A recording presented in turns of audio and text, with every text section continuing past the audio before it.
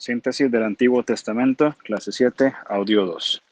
Vamos a hacer una introducción breve a los libros proféticos. Ya mencionamos algo en el audio anterior, pero vamos a seguir avanzando en nuestro tema. Normalmente cuando escuchamos la palabra profeta, lo asociamos con anuncios de eventos futuros, como mencionamos anteriormente. Este pensamiento no es del todo correcto. Anunciar una profecía fue parte del trabajo que los profetas tenían que hacer, pero su principal deber fue llevar la palabra al pueblo y su mayor trabajo fue un llamado del pueblo al arrepentimiento. Por eso es que nosotros hoy como iglesia tenemos que hacer ese llamado, un llamado profético, una denuncia profética, una predicación profética, en el sentido de llevar la palabra de Dios, bien, y llamar al pueblo al arrepentimiento, el pueblo de Dios a la iglesia al arrepentimiento, y llamar inclusive a los no creyentes a la salvación en Cristo Jesús. Bien, nosotros como iglesia no tenemos la capacidad ni somos llamados para transformar las personas, sino de anunciar con gracia y misericordia el anuncio de Dios y de esa manera poder caminar con personas que sufren, que se lamentan, que lloran, que están hundidas, que están cegadas en el pecado y que necesitan escuchar la verdad revelada de una manera puntual y específica. Y ese es trabajo de la iglesia, bien, el traer la voz de Dios, la, la denuncia profética correcta para que haya un llamado firme, completo, constante de quien Dios es. Muy bien.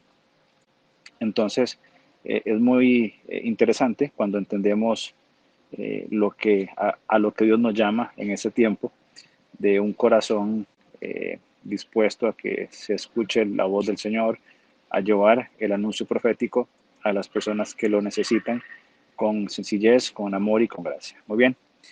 Entonces las profecías fueron usadas como señales de confirmación de que el profeta era vocero de Dios y su cumplimiento era el sello de su autenticidad. Bien, por ejemplo, Deuteronomio capítulo 18, versículo 19, podemos leer palabras interesantes que tienen que ver con esto. Dice Deuteronomio capítulo 18, versículo 19, dice así. Si alguien no presta oído a las palabras que el profeta proclama en mi nombre, yo mismo le pediré cuentas. Pero el profeta que se atreva a hablar en mi nombre y diga algo que yo no le he mandado a decir, morirá. La misma suerte correrá el profeta que habla en nombre de otros dioses. Tal vez te preguntes, ¿cómo podré reconocer un mensaje que no venga del Señor? Si lo que el profeta proclama en el nombre del Señor no se cumple ni se realiza, será señal de que su mensaje no proviene del Señor. Ese profeta habrá hablado con presunción, no le temas. Es lo que se establece en el Deuteronomio. Ahora, el propósito de las profecías era corregir o ayudar al pueblo de Dios en aquel tiempo. Las otras profecías trataban de circunstancias relacionadas con la primera venida de Cristo, con su regreso, que esa era en aquel momento a un futuro para reinar. Entonces, muchas de las profecías que encontramos, las más importantes profecías mesiánicas, tienen que ver con la primera venida de Cristo y con la segunda venida de Cristo. Bien, el resto de elementos tenían que ver del ministerio profético, quiero decir, tenían que ver con un llamamiento al arrepentimiento, a la transformación, al cambio. Muy bien, entonces es importante esto. Puede leer para entender un poquito mejor Apocalipsis 19, especialmente el versículo 10, y Juan capítulo 5, especialmente el versículo 39. Bien, Dios mismo, la persona de Dios, fue quien les dio el mensaje a estos profetas, les dio también la habilidad y las palabras para hablar, y también después de esto les impulsó a comunicar y escribir el mensaje.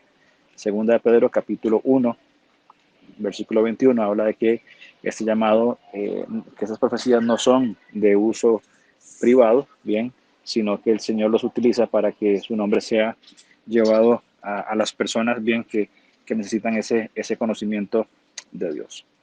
Es necesario también distinguir dos tipos diferentes de profetas. El primero es los profetas como Elías y Eliseo, que profetizaron y tuvieron un rol profético, pero no escribieron sus mensajes, bien, sino que lo hicieron de una forma oral, bien, lo hablaron, lo expresaron, y no hay escritos que forman parte de libros. El libro de Eliseo o de Elías no existe, bien, sino que sus profecías están contenidas dentro de otros mensajes. El segundo tipo de profetas es el que trata o el que se refiere a quienes sí escribieron sus mensajes. De ellos tenemos 17 escritos realizados por 16 profetas. Bien, hay un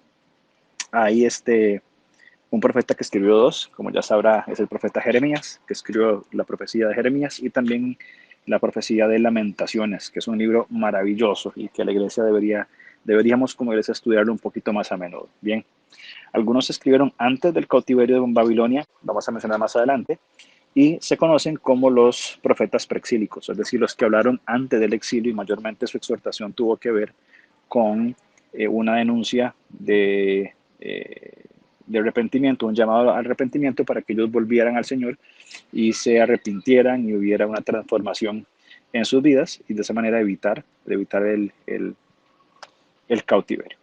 Luego están los que escribieron durante el cautiverio, bien, que se les conoce como los exiliados, y son hombres maravillosos que al menos particularmente admiro mucho, hombres como Ezequiel, como Daniel, Jeremías también, que escribió Abdías también, que estos hombres fueron hombres valientes en los momentos más complicados de la historia de la nación, cuando el cautiverio era un tormento para todos. Estos hombres se mantuvieron fieles en la tierra desolada de Israel como Jeremías, o en el exilio, en tierras que estaban padeciendo y estaban sufriendo, se mantuvieron firmes y fieles hasta llevar todo el mensaje completo de la palabra de Dios al pueblo que estaba cautivo.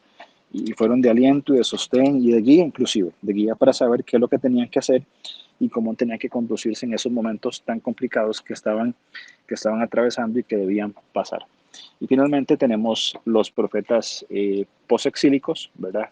O posexiliados, que estos grupos escribieron después de la profecía, más específicamente Ageo, Zacarías y Malaquías, y cumplen un rol importantísimo porque ellos animaron al pueblo, los motivaron, los exhortaron, los guiaron, ¿verdad? De una manera clarísima para que ellos pudieran traer gloria a Dios en el momento en que las cosas eran aún más difíciles, porque la tierra estaba desolada, habían sido fuertemente castigados, padecían persecución, así que realmente fue un llamado, un rol muy, muy importante que ellos tuvieron que desarrollar.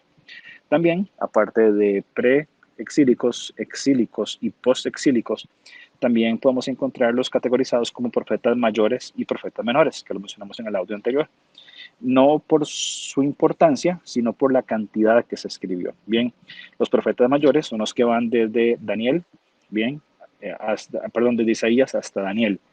Y los menores, los que se extienden desde Oseas hasta Malaquías. Usualmente estos menores tienen algunos pocos capítulos, Oseas tiene bastantes capítulos, pero es categorizado dentro de los menores. Otra división también que podemos incluir es la de por los cautiverios o bajo los reinos que estuvieron. Podemos llamarlos también los profetas del periodo asirio, bien, que son Joel, Jonás, Amós, Oseas, Isaías, Miqueas y Nahum, que son también preexílicos. Luego están los profetas del periodo babilónico, Sofonías, Jeremías, Habacuc, Daniel, Ezequiel y Abdías, que son también profetas muy cercanos al exilio, y los profetas del periodo persa, que son los posexílicos, Ageo, Zacarías y Malaquías, quienes sostuvieron al pueblo en ese tiempo donde la cautividad era tremenda. En cuanto al cautiverio llamado babilónico, es necesario tener un poco de información también, ya que como vimos anteriormente, los profetas hablaron en torno a este cautiverio. En el año 605 a.C., Nabucodonosor derrotó de manera aplastante, pero de una forma absoluta, a Faraón Necao II, rey de Egipto, en la batalla de Carquemis. Bien, como resultado de esta victoria, Babilonia incorporó a su poder la mayor parte de la tierra del imperio asirio y dominó la región actual de Mesopotamia. Ese mismo año también hizo su primera incursión en Jerusalén, tratando de extender su reino y su poder. En el año 597 a.C., Babilonia se apoderó de Jerusalén y Sedequías es el nuevo rey, un rey títere, bien. Y finalmente en el 586, Nabucodonosor toma el poder absoluto en Jerusalén y él es quien gobierna de una forma totalmente arbitraria, de una forma abierta, sin ningún tipo de restricción. Muy bien. Otro acontecimiento que marca el relato de los libros proféticos es la división del reino de Israel. Recordemos luego que Dios permite que el pueblo escoja a Saúl como rey, Dios lo quita del trono debido a su pecado y coloca a David. Luego su hijo Salomón es quien le sustituye, y luego sus hijos Roam y Jeroboam, debido a sus malas decisiones, dividen el reino en dos, lo parten o dividen. El reino del sur, que lo componía la tribu de Judá y Benjamín, cuya capital era Jerusalén, y el reino del norte, compuesto por las 10 tribus restantes, cuya capital fue Samaria. Esto sucede alrededor del año 931. Aquí podemos ir comparando, y es muy interesante, y les animo a que lo hagan ustedes personalmente, de crear una sincronía entre los libros proféticos y los libros poéticos, y aún los libros históricos, bien, cómo va encajando toda esa historia sincrónica, es decir, esa narrativa que encontramos de principio a fin.